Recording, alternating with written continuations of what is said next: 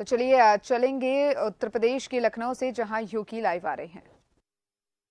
जनजाति के नागरिकों के लिए विशेष प्रावधान करते हुए जीवन के प्रत्येक क्षेत्र में आगे बढ़ने बात करें पशुपालन विभाग की।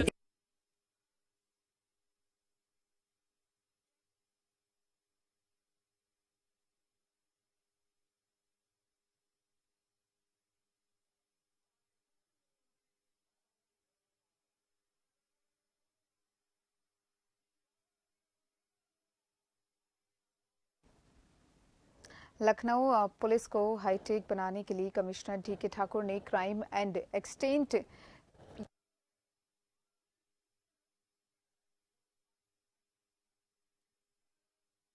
लोकार्पण करने के लिए अनुरोध करेंगे माननीय मुख्य।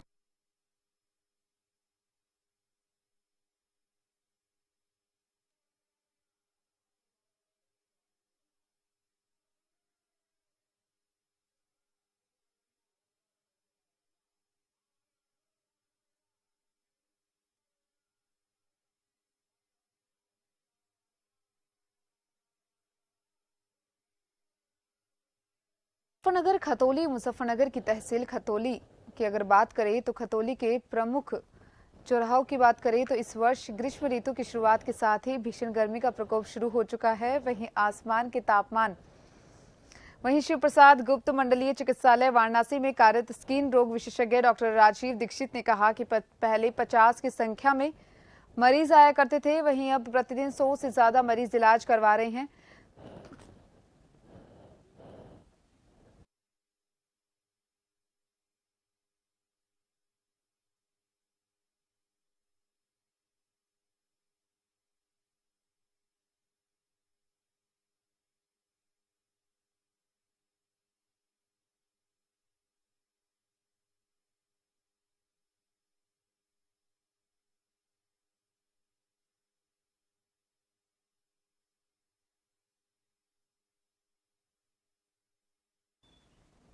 व्यक्ति की बात होती है, न्याय, बंधुता और समानता की बात होती है, स्वाधीनता की बात होती है, वहां पर बाबा साहब भीमराव अंबेडकर का नाम बड़ी श्रद्धा और बड़े सम्मान के साथ वहां का प्रत्येक नागरिक लेता है।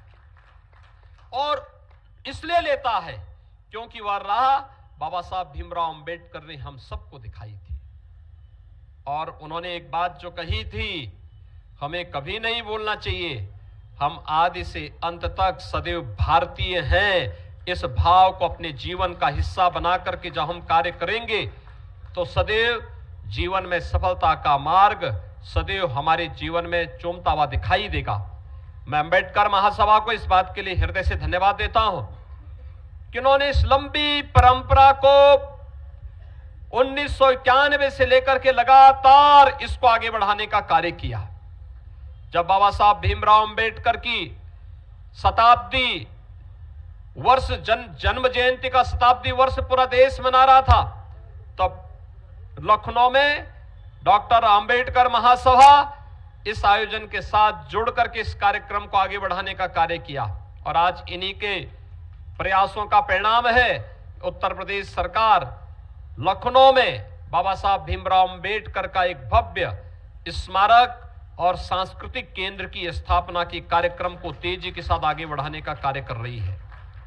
मेरा विश्वास है कि अगला कार्यक्रम जब हम लोग यहां पर आयोजित करेंगे तो वह कार्यक्रम उसी केंद्र में स्थापित होगा जहां पर अपना ऑडिटोरियम होगा, जहां पर बाबा साहब भीमराव अंबेडकर पर शोध करने के लिए हमारे युवाओं के लिए स्कॉलरशिप की व्यवस्था होगी, जहां पर बाबा साहब भीमराव अंबेडकर ने अपने समय में सबसे बड़ा पुस्तकालय स्थापित किया था, जिसमें वहां पर 50,000 से अधिक पुस्तकें मौजूद थी।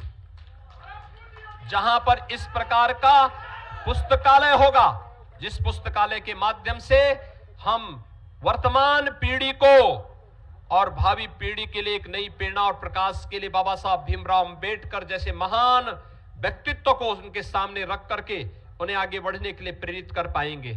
आज के इस अवसर पर मैं एक बार फिर से अंबेडकर महासभा को उनके द्वारा सम विषम परिस्थितियों में जूझते हुए, कार्य करते हुए, आगे बढ़ते हुए जिस प्रकार के प्रयास किए जा रहे हैं, इसके लिए उन्हें हृदय से धन्यवाद देता हूं। और मैं उन्हें आश्वस्त करता हूं कि सरकार बाबा साहब भीमराव अंबेडकर के सपने को साकार करने के लिए पूरी प्रतिबद्धता के साथ कार्य करेगी। उन्हें हर प्रकार से उन्हें सम्मान देने और उनकी भावनाओं के अनुरूप उत्तर प्रदेश में एक भेदभाव से रहित, एक समता, बंधुता और समानता की स्थापना के लिए पूरी प्रतिबद्धता के साथ कार्य करते हुए हम लोग मिलकर के नए भारत का, नए उत्तर प्रदेश के निर्माण में हम सब अपना योगदान देंगे। एक बार फिर से बाबा साहब भीमराव अंबेडकर की स्मृतियों को कोटि कोटि नमन करते हुए प्रदेश सरकार की ओर से मैं उन्हें विनम्र श्रद्धांजलि अर्पित करता हूं। धन्यवाद। जय हिंद।